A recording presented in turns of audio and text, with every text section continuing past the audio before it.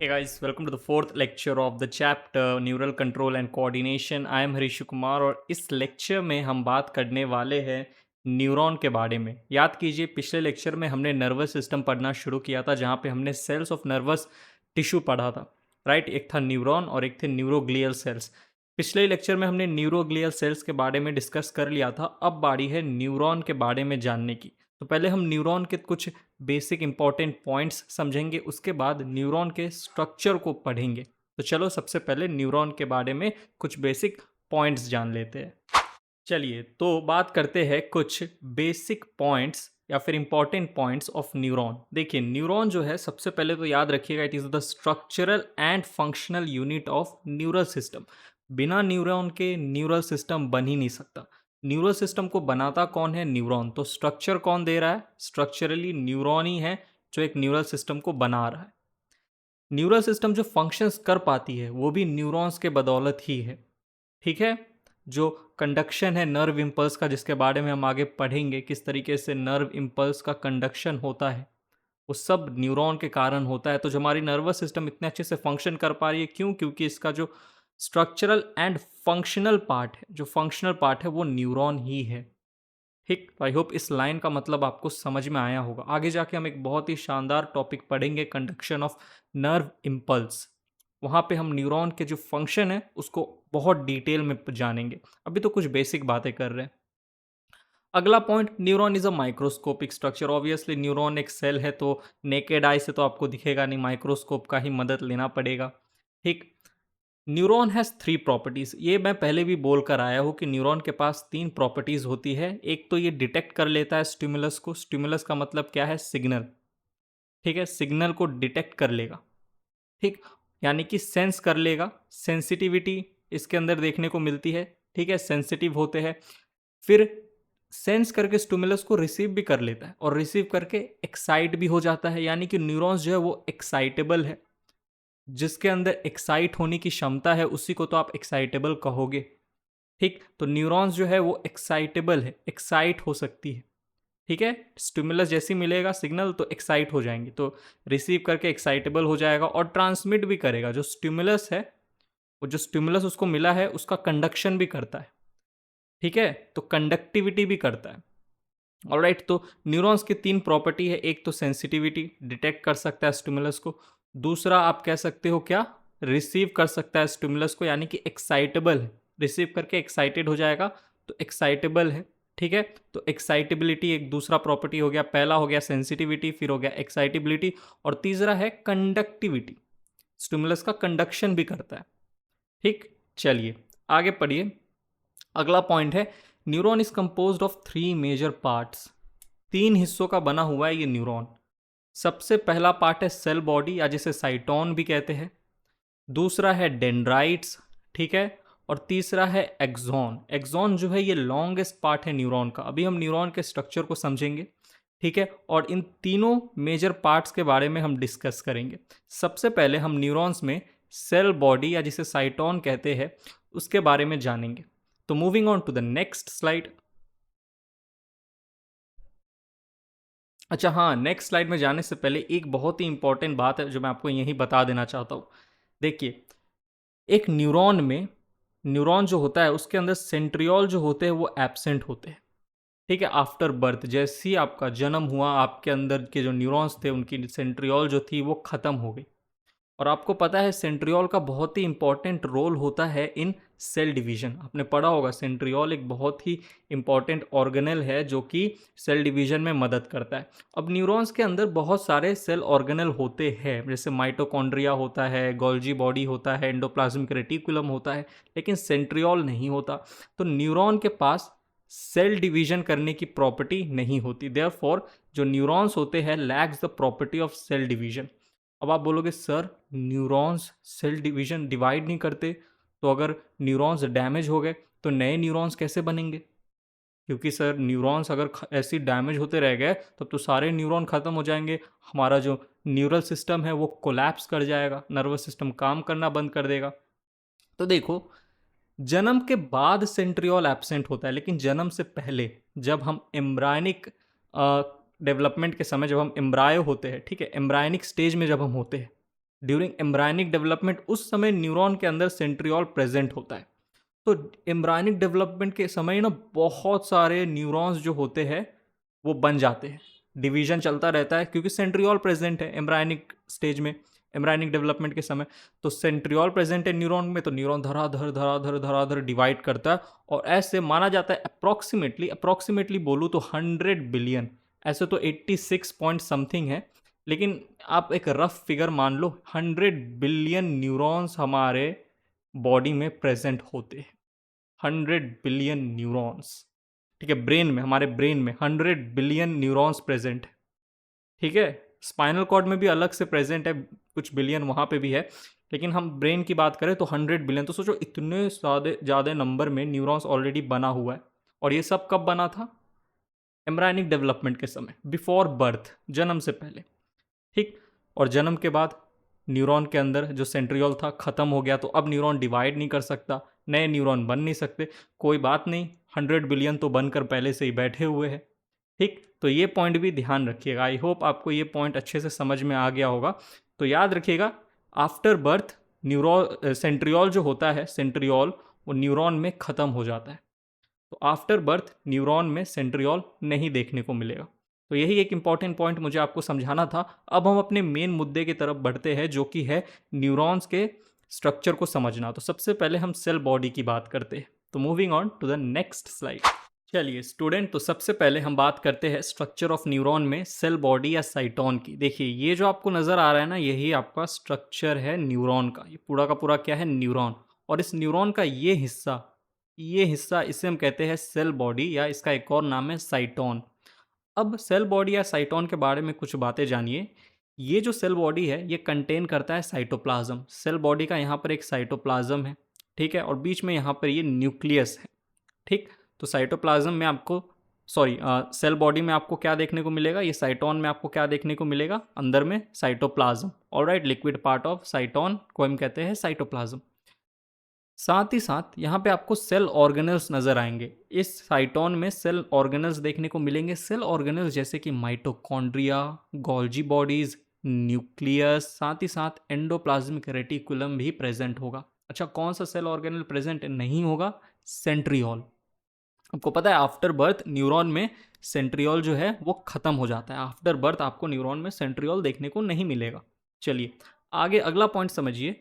इसी साइटोन में आपको न्यूरोफाइब्रिल्स भी देखने को मिलेंगे। ये दिख रहा है आपको न्यूरोफाइब्रिल? अच्छा, ये न्यूरोफाइब्रिल क्या होता है? न्यूरोफाइब्रिल छोटे छोटे फाइबर्स लाइक स्ट्रक्चर होते हैं, छोटे छोटे फाइबर्स होते हैं जो कि पूरे एंटायर न्यूरॉन में प्रेजेंट होते हैं, पूरे न्यूरॉन में प्रेजेंट होंगे। यानी कि ये आपको साइटोन में तो देखने को मिलेंगे ही, साथ ही डेंड्रॉन में भी देखने को मिलेंगे। ये जो डेंड्रॉन है, ये जो प्रोजेक्शन है, जो प्रोसेसेस है जो निकल रही है साइटोन से, इसे कहते हैं हम डेंड्रॉन। आगे हम डेंड्रॉन के बारे में भी चर्चा करेंगे।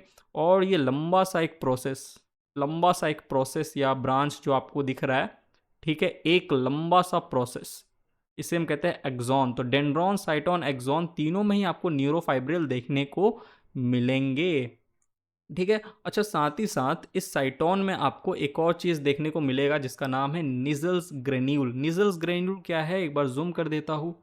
देखो ये आपको यहाँ पर ये धब्बे धब्बे दिख रहे हैं, नज़र आ रहे हैं, ऐसे dot dot dot dot clusters नज़र आ रहे होंगे, छोटे छोटे गुच्छे, छोटे छोटे क्लस्टर्स, ठीक है, एकदम छोटे छोटे माइन्यूट। इसे हम कहते हैं निजल ग्रेन्यूल्स, ठीक है। निजल ग्रेन्यूल का काम क्या है? देखो पहले तो समझो कि ये आपको सिर्फ डेंड्रॉन और साइटोन में ही मिलेंगे। न्यूरोफाइब्रिल आपको डेंड्रॉन, साइटोन और एक्सॉन में भी मिलेगा, लेकिन निजल ग्रेन्यूल सिर्फ डेंड्रॉन एंड साइटोन में मिलेगा। एक्सॉन वाले पार्ट में, इस वाले पार्ट में निजल ग्रेन्यूल एब्सेंट होते हैं। ये जो निजल ग्रेन्यूल है ये किसके बने हुए हैं? निजल ग्रेन्यूल क्लस्टर्स है rough endoplasmic reticulum and ribosomes के। रफ एंडोप्लाज्मिक रेटिकुलम और राइबोसोम्स आपस में मिलकर क्लस्टर्स बनाते हैं। उन्हीं क्लस्टर्स को हम कहते हैं निजल ग्रेन्यूल्स। अच्छा, निजल ग्रेन्यूल्स आपको पता है, मैंने बोल दिया क्लस्टर है rough endoplasmic reticulum and ribosome का। रफ एंडोप्लाज्मिक रेटिकुलम और राइबोसोम, इनका काम होता है प्रोटीन सिंथेसिस, प्रोटीन बनाने में मदद करती है। अगर आपने सेल बायोलॉजी पढ़ी है, थोड़ा थोड़ा याद करो। रफ एंडोप्लाज्मिक रेटिकुलम का काम क्या होता है? प्रोटीन बनाना। राइबोसोम्स भी प्रोटीन बनाती है, दोनों प्रोटीन बनाने में हेल्प करती है, और यही दोनों मिलकर बनाती है निजल ग्रेन्यूल्स को। इन्हीं दोनों का क्लस्टर है निजल ग्रेन्यूल। तो मैं कह सकता हूँ निजल ग्रेन्यूल का फंक्शन है protein synthesis, right. Nasal granule का फंक्शन है प्रोटीन सिंथेसिस। अब ये ना क्या करती है, नेजल ग्रेन्यूल्स प्रोटीन बनाती है। देखो हमारा जो न्यूरॉन है, न्यूरॉन के अंदर आफ्टर बर्थ सेंट्रियोल है नहीं, तो डिवाइड तो करेगा नहीं न्यूरॉन। तो इसीलिए जब भी न्यूरॉन में छोटा मोटा डैमेज होता है ना, अगर न्यूरॉन डैमेज हुआ और पूरा एक न्यूरॉन जो है, न्यूरॉन सेल जो है ख़त्म हो गया, तो यार ये तो अच्छी बात नहीं है। एक तो ऐसी डिवीजन करके नया बना नहीं सकते क्योंकि सेंट्रियोल नहीं है। तो जब भी थोड़ा बहुत भी डैमेज होता है ना न्यूरॉन में, तो क्या होता है, जब कुछ प्रोटीन्स प्रेजेंट होती है न्यूरॉन्स के अंदर, वो प्रोटीन्स जाके उस न्यूरॉन्स का जो डैमेज रीजन है उसको रिपेयर कर देती है। और ये जो प्रोटीन है जो कि न्यूरॉन के डैमेज को रिपेयर करती है, इन्हीं प्रोटीन को सिंथेसाइज करता है निजल ग्रेन्यूल्स। ठीक है, तो निजल ग्रेन्यूल्स बहुत ज़रूरी है।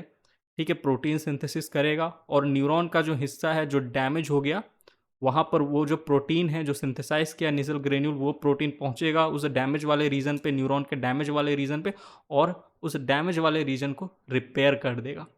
ठीक, तो यहाँ पर हमने साइटोन के बारे में समझा। अब हम समझते हैं अगले स्लाइड में डेंड्रॉन के बारे में।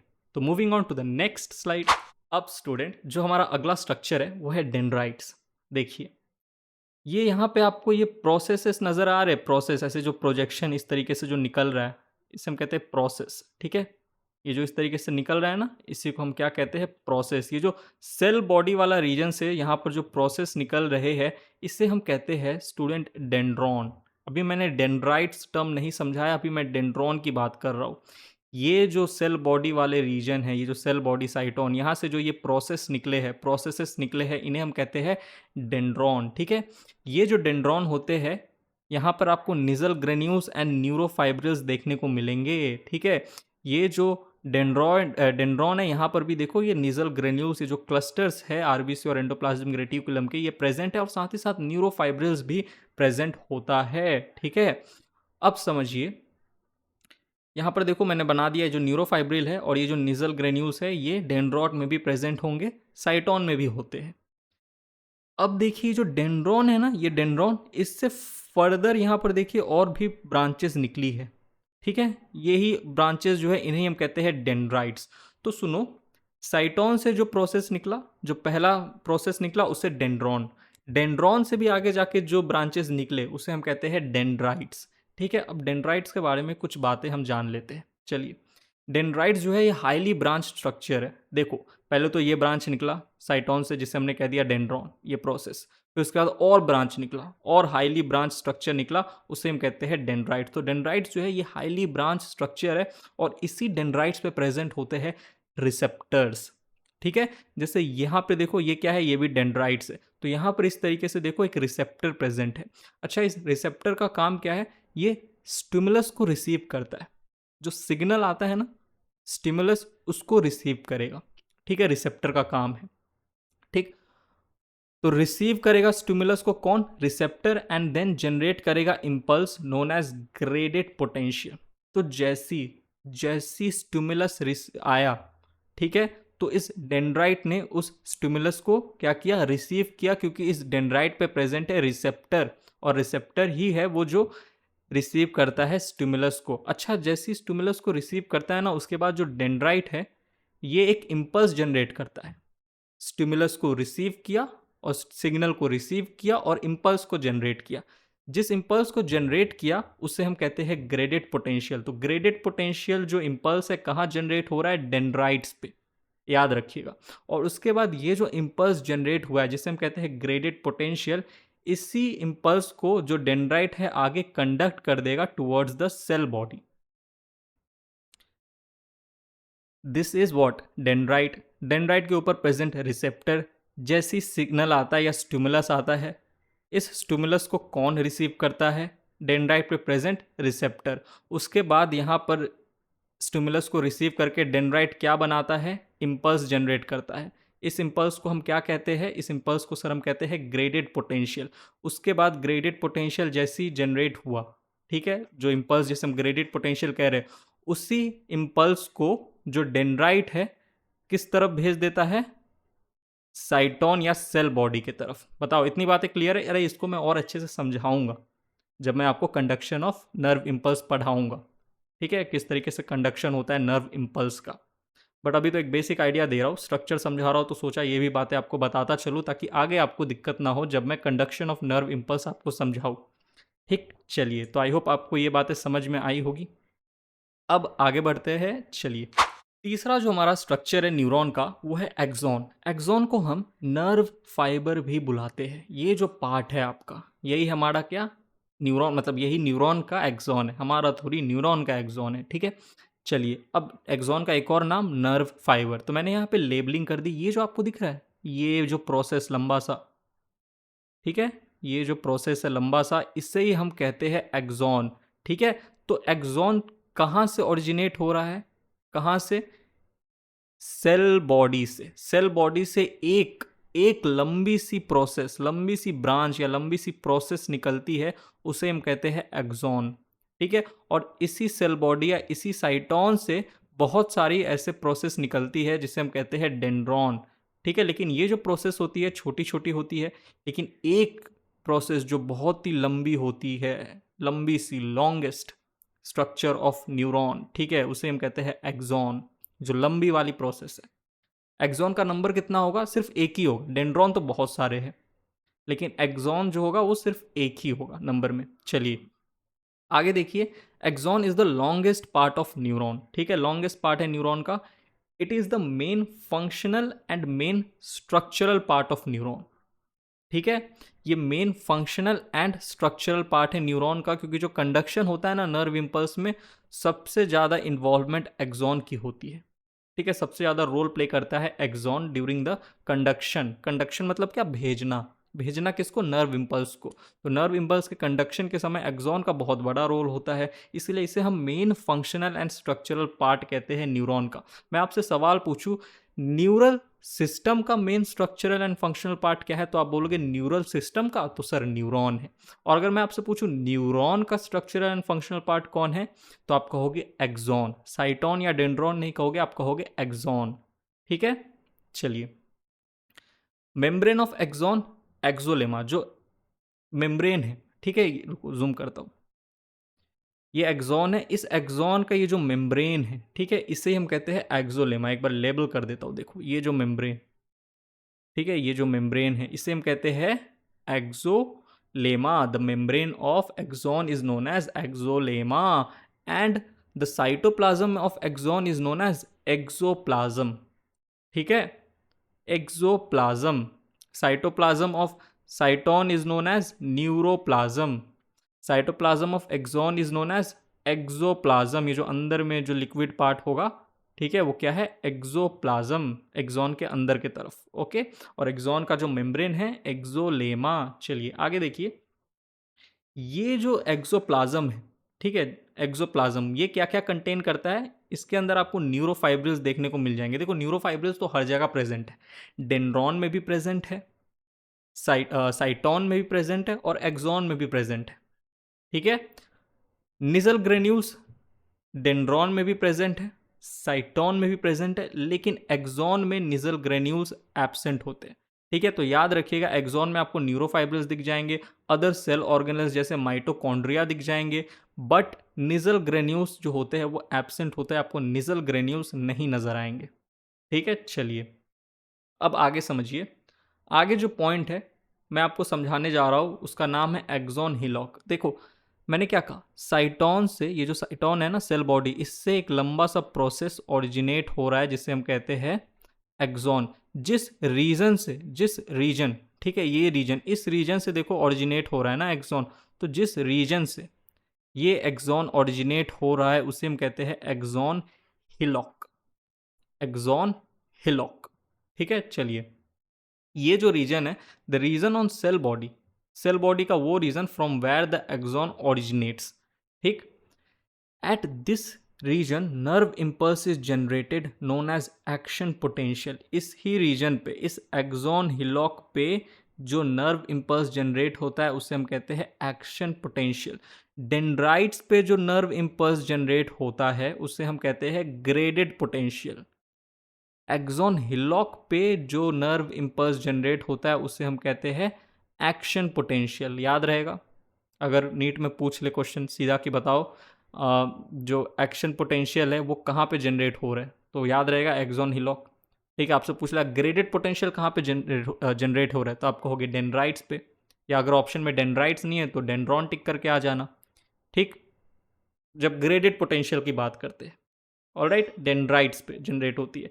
और जब एक्सॉन हिलॉक की बात करते हैं तो एक्सॉन हिलॉक पे एक्शन पोटेंशियल जनरेट होता है। चलिए आगे देखिए। अब ये जो एक्सोलेमा है, ये आगे जाके इसका जो एक्सोलेमा का जो टर्मिनल पार्ट है, एक्सोलेमा बोल रहा हूँ सॉरी, एक्सॉन का, ये जो एक्सॉन है ना, एक्सोलेमा तो भाई एक्सॉन का मेम्ब्रेन है, तो इस एक्सॉन का जो टर्मिनल पार्ट है सबसे एंड की तरफ, टर्मिनल हिस्सा जो है ऐसे ब्रांचेस में डिवाइडेड होता है, यहाँ से ऐसे ब्रांचेस निकलती है, एक्सॉन जो है टर्मिनल रीजन पे जाके ब्रांचेस में डिवाइडेड हो जाता है, उसी ब्रांचेस को हम कहते हैं टेलोडेंड्रिया। ठीक है, टेलोडेंड्रिया। अब ये जो टेलोडेंड्रिया है, ये जो ब्रांचेस आपको नजर आ रही है, अब इस ब्रांचेस के, यानी कि अब टेलोडेंड्रिया के टर्मिनल एंड पे आपको ऐसे बल्ब लाइक स्ट्रक्चर देखने को मिलेंगे, बल्ब की तरह। ठीक है, लाइट बल्ब की तरह ऐसे फूले फूले स्वॉलन स्ट्रक्चर देखने को मिलेंगे। इसे हम कहते हैं क्या, साइनेप्टिक नोब। ठीक है, टेलोडेंड्रिया क्या है, are fine branches present on the terminal end of axon. ठीक है, टेलोडेंड्रिया क्या है, fine branches present on the terminal end, इस एक्सॉन के टर्मिनल एंड पे प्रेजेंट है। ठीक, और साइनेप्टिक नोब कहाँ प्रेजेंट है, टेलोडेंड्रिया के टर्मिनल एंड पे। और साइनेप्टिक लोब जो है ये कैसे स्ट्रक्चर है, बल्ब लाइक, फूले हुए। ठीक है, बल्ब की तरह, बल्ब, लाइट बल्ब होता है ना, बल्ब फूले फूले, वैसे स्ट्रक्चर है। अच्छा, ये जो साइनेप्टिक नोब है ना, ये क्या करता है, इसके अंदर इस साइनेप्टिक नोब के अंदर ऐसे छोटे छोटे साइनेप्टिक वेसाइकल्स प्रेजेंट होते हैं, और इस साइनेप्टिक वेसाइकल्स के अंदर प्रेजेंट होता है न्यूरोट्रांसमीटर। देखो,